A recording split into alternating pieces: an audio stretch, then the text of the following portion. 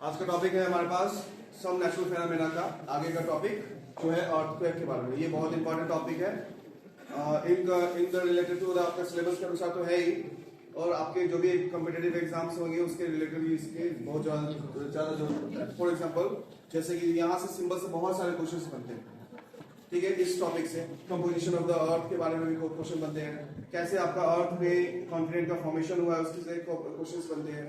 ये भी क्वेश्चन बनते हैं कि आपके पास ये जो अर्थक्वेक आ रहा है तो हम उसको मेजर कैसे करते हैं, उसके बारे में, उसके पीछे रीजन क्या है, अर्थ का जो अर्थक्वेक जोन्स इंडिया में कहाँ पे है, कैसे नहीं है। हिमालय जो 9th क्लास में आप जाएंगे ना तो इसमें देखेंगे जो आपका हिमालय जो माउंटेन्स बने, हिमालयन रेंजेस बने, वो कैसे बने हैं उसके बारे में भी इसी से रिलेटेड है। यदि अभी इसको थोड़ा सा दिमाग लगा लोगे तो आगे का टॉपिक आपको क्या हो जाएगा, थोड़ा सा क्लियर हो जाएगा। तो आज का टॉपिक है सम नेचुरल फिनोमेना में जहां तक हम लोग अभी तक देखे थे वो था थंडर और लाइटनिंग। इसमें हम लोग लाइटनिंग का देखे थे कि आपका क्या हुआ था कि दो चार्जेस क्रिएट हुए थे हॉट एयर कोल्ड एयर की वजह से, उसमें फ्रिक्शंस हुए थे और वहां पे अपर साइड पॉजिटिव हो गया था, लोअर साइड में नेगेटिव हो गया था, जिसकी वजह से दो क्लाउड आसपास में आते हैं तो थंडरिंग और लाइटनिंग होता है। और उसी के बाद या सरफेस से नीचे में रहते हैं, ग्राउंड को पॉजिटिव मान लेते हैं तो वहां लाइटनिंग होता है, या इंटरनली उसके बाद इन क्लाउड के जो टॉपिक था कि अंदर ही अंदर क्लाउड में पॉजिटिव नेगेटिव का चार्जेस आ गया, डिस्चार्ज करने की बात आ गई, तो उसमें भी हम लोग क्या करते हैं, लाइटनिंग की बात करते हैं। क्लियर है? यहाँ तक देख लिए थे। आज जो हमारा नेचुरल फेनोमेना का टॉपिक है जो कि बहुत ही इंपॉर्टेंट टॉपिक है, आपका बिहार का जो जोन है जहां पे आप लोग रह रहे हैं वो भी बहुत ही सेंसिटिव जोन है फॉर द अर्थक्वेक का। क्यों है, कैसे है, उसके बारे में हम आगे देखेंगे। क्लियर? अभी हम लोग देखते हैं कि है क्या, बेसिक अर्थक्वेक तो जानेंगे, लेकिन उसके पीछे हमें पता होना चाहिए कि अर्थ पे जो भी चीज है वो कंपोजिशन कैसा है, अर्थ बना हुआ कैसा है। क्लियर? आप बचपन में पढ़े होंगे अर्थ के बारे में, जिसमें आप लोग इस तरीके से स्ट्रक्चर्स आता है जहां पे 3 लेयर्स दिखाए जाते हैं, क्रस्ट, मेटल एंड कोर का। इसमें कुछ पार्ट सॉलिड होते हैं, कुछ पार्ट लिक्विड होते हैं, कुछ पार्ट फिर से सॉलिड, इस तरीके से आपको दिया है। जिसमें आप लोग देखे थे मैग्मा, ये था मोल्टेन पार्ट था, इस तरीके से आप लोग पढ़े थे, है ना, याद है। हम लोग जहां रहते हैं वो रहते हैं अर्थ के आउटर सरफेस पे रहते हैं। क्लियर? और उस आउटर सरफेस में हम लोग कहेंगे लिथोस्फीयर जो कि हमारा लैंडफॉर्म जहां पे हम लोग रह रहे हैं, हाइड्रोस्फीयर जो कि हमारा सी होगा, ओशियन होगा, वाटर से रिलेटेड होगा, हाइड्रोस्फीयर कहलाएगा। क्लियर? वो जो भी है हाइड्रोस्फीयर और लिथोस्फीयर वो सारा क्या होगा, हमारा होगा कौन सा पार्ट का, क्रस्ट का पार्ट का। क्लियर? पहला कौन सा पार्ट, क्रस्ट का। जो लिथोस्फीयर हाइड्रोस्फीयर दोनों देखिए मतलब आपस में।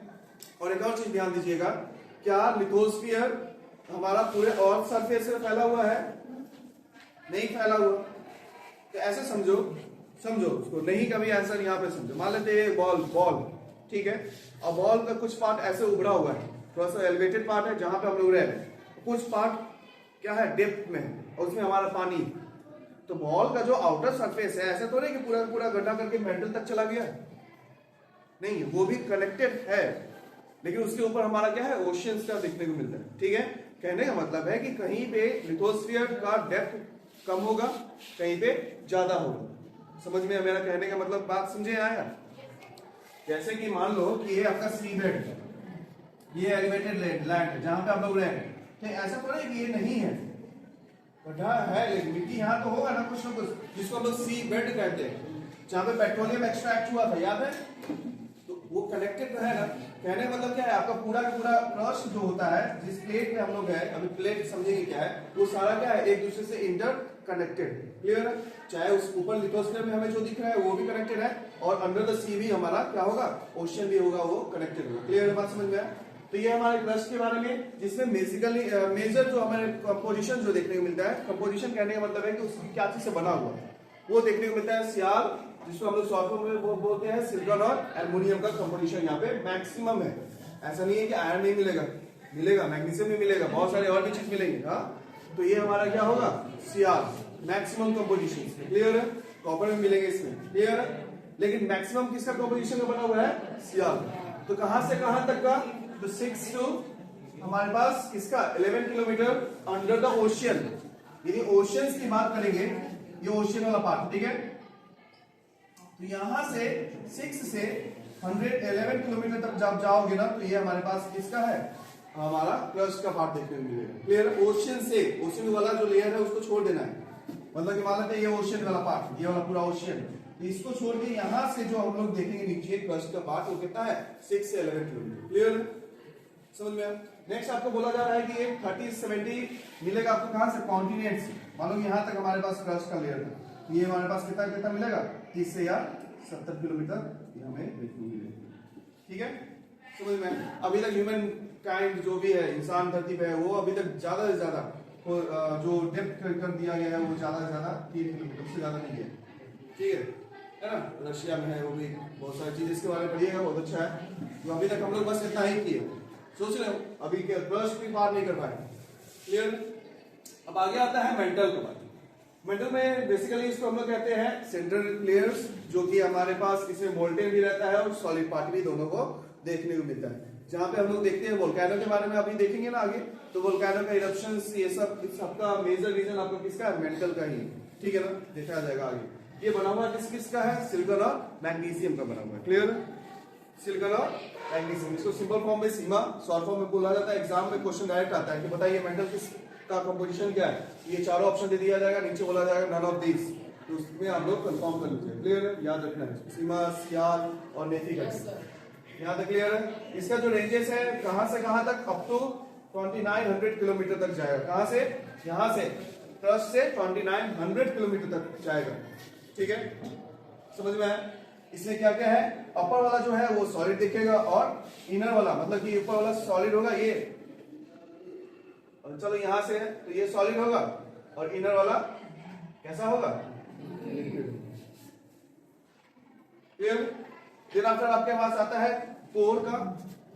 कोर का देखिए कंपोजिशन बेसिकली निकल और आयरन का बना हुआ है। NiFe शॉर्ट फॉर्म है निकल का और आयरन की, जो कि हमारे पास सबसे इनर मोस्ट लेयर्स है, जो सबसे अंदर में कोर इनर, और क्या है? Inner most. और ये बहुत ही ज्यादा यहाँ पे टेम्परेचर देखने को मिलता है।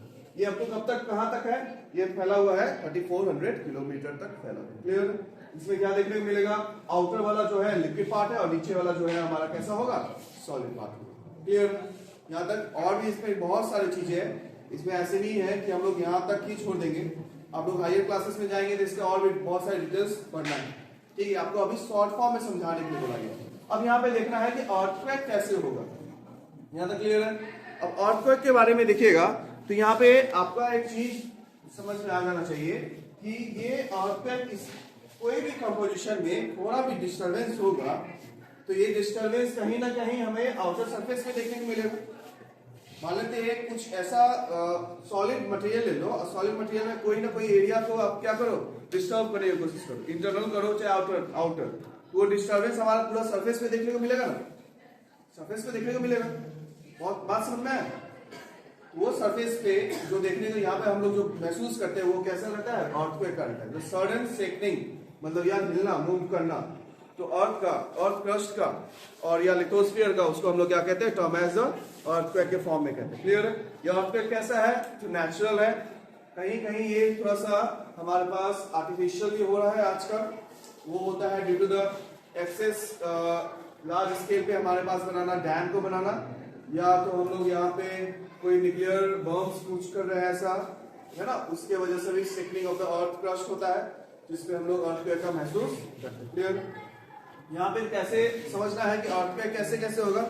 यहाँ पे कुछ चीजें दिया गया है जो आपके सिलेबस में है, लेकिन उसके और एडवांसमेंट है क्लास 9 में। थोड़ा सा इसमें हम लोग बात कर लेते हैं कि जो भी अर्थ में बना हुआ है ना, देखोगे तो मैप, मान लेते हैं मैप में ये वाला इक्वेटर वाला पॉइंट है ना, इक्वेटर वाले पॉइंट से थोड़ा सा ऊपर हम लोग क्या है? इंडिया है। और इसी के आसपास में हम लोग क्या देखने को मिलता है? अफ्रीका देखने को मिलता है। यहाँ पे देखोगे तो एक मेडागास्कर देखा है यहाँ पे इस तरीके से, और यहीं पे देखो तो श्रीलंका है, छोटा सा। अब ये सबको यदि कोशिश करोगे कि एक जगह लेके आओ, पजल फॉर्म में कनेक्ट करने की कोशिश करोगे तो क्या हो जाएगा? सारा हमारे पास जितने लिथोस्फीयर है कनेक्ट हो जाएंगे। मैप पे देखना, उसका सारा मैप जो बना हुआ है कैसा बना हुआ है? पजल शेप में बना हुआ है। तो यहाँ से 9 पे पढ़ना है, अभी फिर से उसका सिलेबस बता दिया गया, लेकिन उसको नॉलेज के लिए पढ़ सकते हैं। वो कहा जाता है continental drift theory. Continental drift, continents, जितने भी कॉन्टिनेंट्स है वो क्या हो रहे हैं? धीरे धीरे घसक रहे हैं। कई सदियों पहले वो क्या था, एक जगह था। आगे जाओगे पैंजिया है, ये सब वो वर्ड दिया गया उसके बारे में 9th में पढ़ना है। तो यहाँ पे मेरा ये समझाना था कि जो भी हमारे पास जिसपे हम लोग रह रहे हैं तो कुछ प्लेट्स हैं जिसको हम लोग कहते हैं प्लेट लाइक स्ट्रक्चर्स है, जिसको हम लोग कहते हैं टेक्टोनिक प्लेट्स है। क्लियर? जो भी लिथोस्फीयर पे हम लोग रह रहे हैं उस तरीके का प्लेट लाइक स्ट्रक्चर्स जो है, मतलब कि ऐसा समझो कि आपके पास पानी का पूरा बड़ा ड्रम है और उसके ऊपर आइस क्यूब्स क्या कर दिए आप लोग रख दिए, ठीक है, आइस सीड्स कह लो, क्यूब से थोड़ा छोटा हो जाएगा, सीड्स कह लो, बराबर। अब सीड्स क्या है, यदि थोड़ा सा भी स्लाइड होगा दूसरे से टकराएगा, यदि सबको एक जगह रखोगे तो सब लोग एक जगह धीरे धीरे अलग करोगे तो ठीक है। उस तरीके से हमारा क्या है, टेक्टोनिक प्लेट्स है, लिथोस्फीयर वाला। क्लियर? यही टेक्टोनिक प्लेट्स का पार्टिकुलर रीजन के अनुसार अपना अपना नाम है। जैसे कि हमारा इंडिया का इंडियन प्लेट्स है नाम, ठीक है, जो कहा जाता है कि कई सदियों पहले इंडियन प्लेट्स ऑस्ट्रेलिया के आसपास में था, अफ्रीका, ऑस्ट्रेलिया नीचे, नॉर्दर्न मतलब कि कहा जाता है सदर्न हेमिस्फीयर में हमारे पास में। धीरे धीरे वो क्या हुआ, आगे एशियन प्लेट से जाके टकरा गई, ठीक है, जिसकी वजह से आगे हमारा टकराने की वजह से क्या हुआ, हिमालय का फॉर्मेशन हुआ कहा जाता है। और बहुत सारी थ्योरी इसको प्रूफ में मानती भी है। क्यों? क्योंकि आज भी हमारा हिमालय जो रेंजेस है वो धीरे धीरे बढ़ रहा है और उसकी हाइट्स क्या हो रही है, इंक्रीज हो रहा है। क्यों हो रहा है, आगे हम लोग देखेंगे। क्लियर? समझ में आया? टेक्टोनिक प्लेट्स क्लियर है? तो टेक्टोनिक प्लेट्स क्या है, तो एक ऐसा प्लेट जिसके ऊपर हम लोग रह रहे हैं और हमारे पास और उसके बहुत सारे सेक्शंस हैं जिसके ऊपर हमारा लिविंग जो भी ह्यूमन बीइंग जो ह्यूमैनिटीज है उसके ऊपर हमारा सर्वाइव करता है। क्लियर? अब ये क्या है, तो टेक्टोनिक प्लेट्स, अब यहाँ पे उसको फील करो कि मान लो कि आइस क्यूब्स था ना, आइस शीट्स था, और आइस शीट्स किसी कारणवश अंदर मोल्टेन पार्ट कोई मूवमेंट हुआ, प्रेशर हुआ या टेम्परेचर इंक्रीज हुआ, वो क्या करेगा, मूव करना शुरू करेगा। या तो मूव होगा, तो मूव होने से दो आइस शीट्स जो है टकराएंगे, तो वो आइस शीट्स टकराएगा तो उसके ऊपर जो भी चीज होगा वो सारा फील करेगा उसकी मूवमेंट्स। तो वो मूवमेंट जो है टेक्टोनिक प्लेट्स के अंदर सेकनिंग जो देखने को मिलता है उसे हम लोग क्या कह रहे हैं, अर्थक्वेक कह रहे हैं, ठीक है। तो यहाँ से एक और डिफिनेशन आ जाएगा अब जो टेक्टोनिक प्लेट्स जान गए तो the sudden movement in the tectonic plates by which the सेकनिंग ऑब्जर्व, उसको हम लोग क्या कहेंगे, अर्थक्वेक। क्लियर? क्लियर बात समझ में? अब ये और डैम में कैसे डिफरेंसेस अर्थक्वेक बन रहा था, मान लेते हैं बड़ा सा टेक्टोनिक प्लेट्स, क्लियर, उसके हम लोग क्या किए, डैम बनाए। डैम में होता क्या है, बहुत बड़ा रिजर्वायर बनाया जाता है। तो चाइना में इतना बड़ा रिजर्वायर बना दिया गया कि वहां के टेक्टोनिक प्लेट्स क्या हो गए, अनबैलेंस हो गए, जिसकी वजह से वहां पे क्या देखने को मिला था, अर्थक्वेक देखने को मिला। क्लियर है? समझ में आया? ये कैसा था, तो मैनमेड या आर्टिफिशियल हम लोग इसको कह सकते हैं। क्लियर? यहां तक क्लियर है? अब आगे है, अब है हमारे पास मूवमेंट ऑफ टेक्टोनिक प्लेट्स।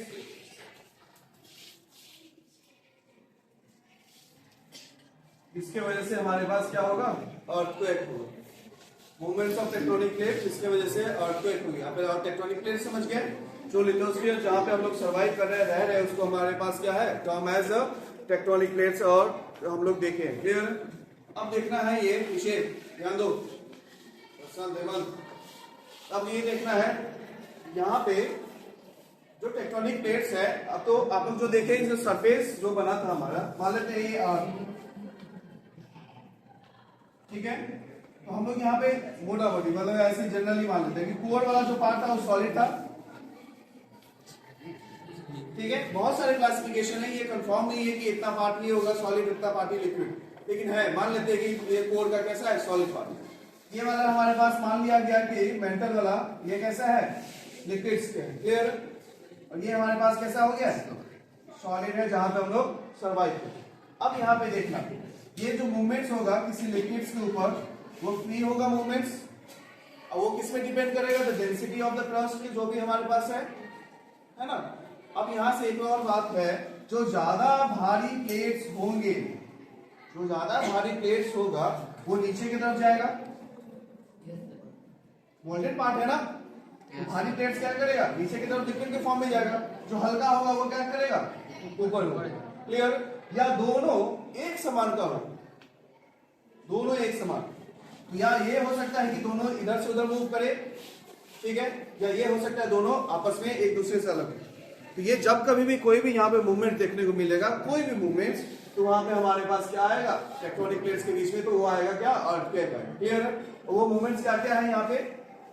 तो पहला मूवमेंट्स है जब कभी भी कोई भी दो टेक्टोनिक प्लेट्स स्लाइड करते हैं, मतलब कि एक प्लेट यहाँ पे आपस में, ठीक है, कोई और प्लेट है, इंडियन प्लेट्स है, एक एशियन प्लेट, मान लेते हैं। अभी इंडियन प्लेट और एशियन प्लेट का दोनों डिफरेंसेस है, मान लीजिए कि इस तरीके से, ठीक है। और ये दोनों प्लेट क्या हुआ, आपस में इस तरीके से। अब दोनों क्या कर रहा है, किसी न किसी कारणवश एक आगे मूव करने की कोशिश कर रहा है, दूसरा पीछे मूव, और जैसे कि एक आगे मूव करेगा तो दूसरा तो पीछे होगा ही ना। तो इस तरीके टू एंड फ्रो मोशन होगा दो प्लेट्स में। यही दो टू एंड फ्रो मोशन की वजह से हमारा क्या होगा, अर्थक्वेक है। क्लियर है? समझ में आया? इधर अर्थक्वेक का पहला समझ में आया क्यों होगा अर्थक्वेक?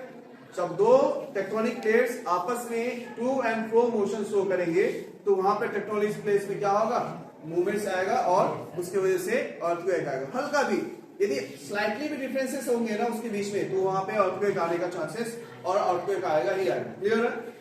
दूसरा है ये वाला, मान लेते हैं ये वाला जो प्लेट है वो हेवी है, ये वाला प्लेट 1 हेवी है, और ये हमारे पास प्लेट 2, ये क्या है, थोड़ा सा लाइट, क्या इसको क्या कह ले,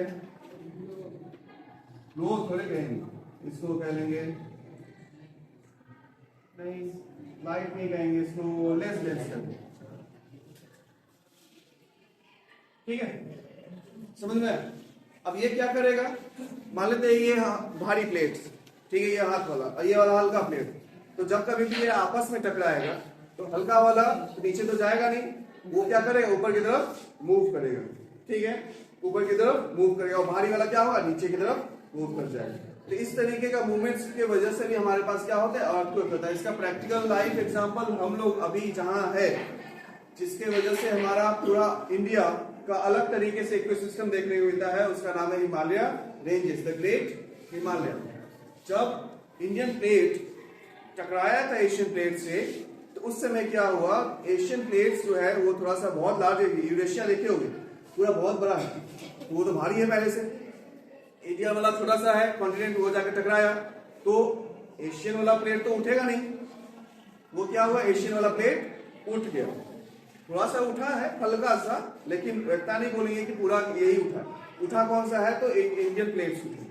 अब जैसे ये उठा तो हमारे पास क्या हो गया, द ग्रेट हिमालय का फॉर्मेशन। समझ में आया? इसको और थोड़ा सा समझा देते हैं। जैसे कि मान लो कि ये वाला एशिया वाला पार्ट रहा होगा, ठीक है, यहां से इस तरीके से क्या हुआ, इंडियन प्लेट्स धीरे धीरे ऊपर की तरफ मूव किया, और ये मूव होने की वजह से ये जब टकराया तो यहाँ पे हमारे पास क्या हो गया, ग्रेट हिमालय का फॉर्मेशन हुआ। तो यही ग्रेट हिमालय का फॉर्मेशन में कहा जाता है कि कैसे आपका यहाँ पे अर्थक्वेक का कौन सा पैटर्न देखने को मिलता है, तो ये वाला पैटर्न देखने को मिलता है, सबमर्ज, इसको कहा जाता है सबमर्ज फेज, जो दब गया है नीचे पे। ठीक है, और यही से जो एक और टर्म है, यहाँ से ध्यान रखना, इस तरीके का जो माउंटेन हमारा जो बनता है उसको हम लोग कहते हैं फोल्डेड माउंटेन। पढ़े हो गया, फोल्डेड माउंटेन पढ़े हो? नहीं पता, फोल्ड की तरह ऐसे ऐसे माउंटेन बनना, दो प्लेट्स आए टकराया है, इस तरीके से मूव होके बन गया। तो Himalaya mountain, great Himalaya mountain कैसा है, फोल्डेड माउंटेन, फोल्डेड ना करेगा। ठीक है, यहाँ दो चीज क्लियर हो गए होंगे। तो यहां से जो हमारा फुट हिल है, मान लेते हैं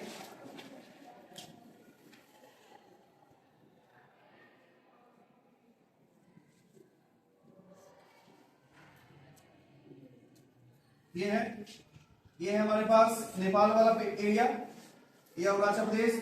यहां से हमें पता है ये वाला पूरा एरिया,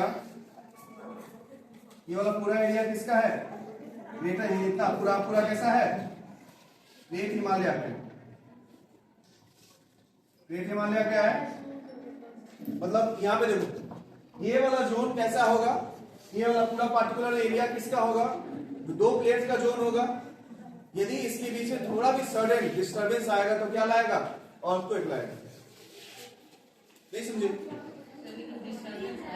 कैसे आएगा, क्योंकि जैसे कि हमारे पास एक थ्योरी बोला जाता है कि जिस तरीके से ये आज हमारे पास आके टकराया है, कॉन्टिनेंटल ड्रिफ्ट हुए, ड्रिफ्ट धसका। तो ये आज भी क्या हो रहा है, ये हमारे पास एशियन प्लेट से धसकते जा रहा है ऊपर की तरफ, जिसकी वजह से हर एक साल लगभग 4 सेंटीमीटर हिमालय की हाइट बढ़ती जा रही है। समझ में? तो ये रीजन क्या है, इस वजह से। अब हमारे पास सबसे सेंसिटिव जोन यही हुआ ना, मतलब लद्दाख से शुरू करोगे अरुणाचल प्रदेश पूरा एरिया, बिहार, उत्तर प्रदेश का वाला पार्ट, वो सारे कैसे हो जाएंगे, हाईली सेंसिटिव एरिया होता है जिसमें अर्थक्वेक आने का चांसेस ज्यादा है। जैसे कि कुछ साल पहले लगभग मुझे कंफर्म नहीं पता 1980s के आसपास में बिहार में बहुत बड़ा क्या हुआ था, अर्थक्वेक आया, बहुत ही ज्यादा नुकसान हुआ था उससे। रीजन उसके पीछे भी यही था। 2015 में था लेकिन उतना नहीं देखने को मिला था। लेकिन अभी कभी भी हो, कहा जाता है कि यदि अभी भी मतलब कभी भी किसी का अटैक हो सकता है, पता नहीं है, तो ये जब कभी भी होगा तो वो बहुत ही ज्यादा हजारियस होगा, बहुत ही ज्यादा नुकसान करेगा। रीजन उसके पीछे है, आप समझ गए होंगे क्यों, क्योंकि दोनों कैसे sensitive zone of the tectonic plates बने। क्लियर है? तो दो तरीका हो गया, एक या तो स्लाइड्स करेगा तो उससे अर्थक्वेक होगा, या तो दोनों टकरा गए और टकरा के इधर उधर मतलब ऊपर, एक ऊपर चला गया एक नीचे हो गया, तो उसकी वजह से भी अर्थक्वेक होगा। क्लियर? ये लाखों सालों में होगा, ऐसा नहीं कि अचानक से ऐसा हो रहा है। ठीक है ना? दूसरा, या दो टेक्टोनिक प्लेट से आसपास में, वो दोनों टेक्टोनिक प्लेट क्या हो गए, एक दूसरे से अलग हो गए। अलग होने की वजह से भी हमारे पास क्या होगा, अर्थक्वेक आएगा। ठीक है, कोई दिक्कत नहीं है यहाँ पे। ये वाला इसका एग्जांपल क्या है, तो अफ्रीका से आजकल सुने होंगे सोमालियन प्लेट्स, सुना है ऐसा कुछ, सोमालियन प्लेट्स जिसके ऊपर मडागास्कर बसा हुआ है, मतलब अफ्रीका का वाला जो पार्ट है ना, ये अफ्रीका वाला पार्ट है ना, ये आधा कहा जाता है कि ये वाला जो आधा पार्ट है ना वो सोमालियन प्लेट्स है। कई लाखों साल के बाद वो क्या हो जाएगा, इंडिया से आके टकरा जाएगा। कौन से पार्ट पे, तो आपका मुंबई वाला एरिया, केरला वाला एरिया टकरा जाएगा, कहा जाता है। तो वो कैसे अलग होगा, तो ये वाले मेथड से अलग होगा। क्लियर? तो जब अलग होगा तो वहां पे भी अर्थक्वेक आएगा। क्लियर? तीसरा ये है, अचानक से कोई प्लेट नीचे दब जाए, इधर ध्यान दो, अचानक से प्लेट कोई नीचे दब जाएगा, उसके वजह से भी हो जाएगा हमारे पास क्या, अर्थक्वेक। क्लियर? तो ये सारे मेथड है, सॉरी ये सारे आपका कॉजेस हैं जिसके वजह से अर्थक्वेक होता है टेक्टोनिक प्लेट में, यदि हम लोग डिस्टर्बेंस करते हैं तो। क्लियर? तो इसके बारे में आप लोग जान गए होंगे। यहाँ पे अब आपको जो जानना है वो है, यदि अर्थक्वेक आ रहा है, स्टॉप कर दो उसको, पॉज कर दो। हाँ, इधर ध्यान दीजिए। अर्थक्वेक के बारे में बताएं कि जब कभी भी इधर प्लेट्स का मूवमेंट्स होगा, वहां पे हमारे पास वाइब्रेशंस और थोड़ा सा हम लोग इस जनरल मतलब कि इसके मूवमेंट्स की बात करेंगे तो हमारा टर्म आ जाता है किसका, अर्थक्वेक का आता है। ठीक है ना? तो यहाँ पे एक थोड़ा सा एग्जांपल के फॉर्म में बताया जा रहा है कि एक ऐसा अर्थक्वेक के बारे में, यहाँ पे दो प्लेट्स थे, एक ये प्लेट है और एक प्लेट है। ठीक है? इस प्लेट्स के बीच में क्या हुआ, स्लाइडिंग के फॉर्म में अर्थक्वेक आने का मतलब कि दो प्लेट स्लाइड्स किए, एक अपर की साइड मूव हुआ और एक दूसरा स्लाइड नीचे की तरफ मूव हुआ। क्लियर है? जब ऐसा मूवमेंट्स हुआ तो एक ऐसा पॉइंट, जो वीक पॉइंट जहां से ये मूवमेंट स्टार्ट हुआ होगा, ठीक है, उस पॉइंट को हम लोग कहेंगे सेस्मिक फोकस कहेंगे। क्लियर बात समझ में? द पॉइंट्स जहां पे हमारे पास ये जो मूवमेंट स्टार्ट हुआ अर्थक्वेक का, दो प्लेट्स मूवमेंट्स करने का, उसको हम लोग कहेंगे, उस फोकस पॉइंट कहेंगे, जिसको हम लोग कहेंगे सेस्मिक फोकस। क्लियर है? इसी सेस्मिक फोकस से डायरेक्टली अबव जो भी एक सेंटर निकल के आएगा डस्ट पे सबसे ऊपर, उसको कहेंगे एपिसेंटर। समझ में आया? क्लियर? सेस्मिक फोकस कौन सा पॉइंट, वैसे जो टेक्टोनिक प्लेट्स के अंदर हमारे पास जो देखने को मिला है अर्थक्वेक जहां से ओरिजिनेट हुआ है उसको हम लोग कहेंगे। ठीक है? वो सेस्मिक फोकस के ऊपर जैसे एक हॉरिजॉन्टल लाइन सीधा सीधा जा रहा होगा सरफेस पे, क्रस्ट पे, उसको हम लोग कहेंगे एपिसेंटर कहेंगे।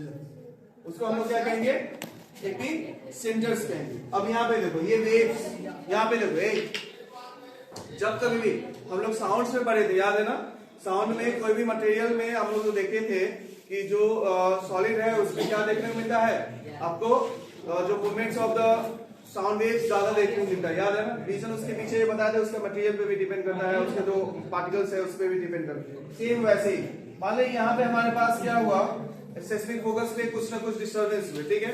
तो ये एपिसेंटर पे पता चलेगा कि इस तरीके से हमारे पास क्या हुआ है और क्या हुआ इस वाले से। और इसी के द्वारा जो हमारे पास क्या होगा, चारों तरफ से नीचे भी जाएगा साइड में, मतलब चारों तरफ हमारे पास एक वेव जनरेट होगा, जो वेव्स हम लोग क्या कहेंगे, सेस्मिक वेव्स कहेंगे। जैसे कि पानी में पत्थर मारोगे तो पानी वाला जो सेंटर पॉइंट है जहां पे पत्थर गिर लगा वो हो जाएगा हमारा क्या, सेस्मिक फोकस। और पानी में पत्थर वो जब नीचे चला गया वो हो जाएगा हमारे पास एपिसेंटर। और जो वेव्स बने, अब वेव्स बना तो वो हो जाएगा इसका। जो आज 2014 में हमारे जो धरती पे देखने को मिला, 2000 जो हमारे पास सुनामी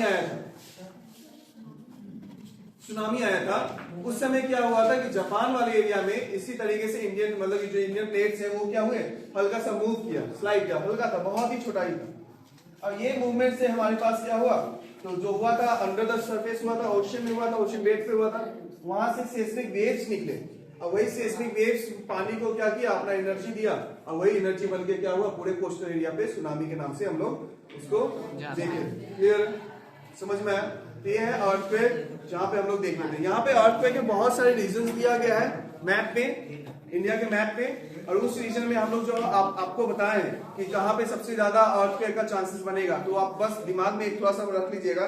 वैसे एरिया पे जहाँ पे दो प्लेट्स टकरा रहे हो, तो कौन कौन से प्लेट्स होंगे, पीछे कौन कौन से प्लेट्स होंगे, तो एशियन प्लेट्स वाला एरिया था ना, तो वो एरिया पूरा, मतलब कि जम्मू कश्मीर, लद्दाख, उत्तरांचल, उत्तराखंड, ठीक है, जो उत्तरांचल पुराना नाम है उसका, उत्तराखंड, उत्तर प्रदेश, बिहार, और आगे चले जाएंगे तो वेस्ट बंगाल भी है, थोड़ा सा असम भी है, अरुणाचल प्रदेश। तो ये सारा पार्ट कैसा होगा, बहुत ही हमारा सेंसिटिव पार्ट होगा। थोड़ा सा और साइड में, वेस्टर्न साइड में आइएगा तो आपको दिखेगा कौन सा, गुजरात वाला एरिया।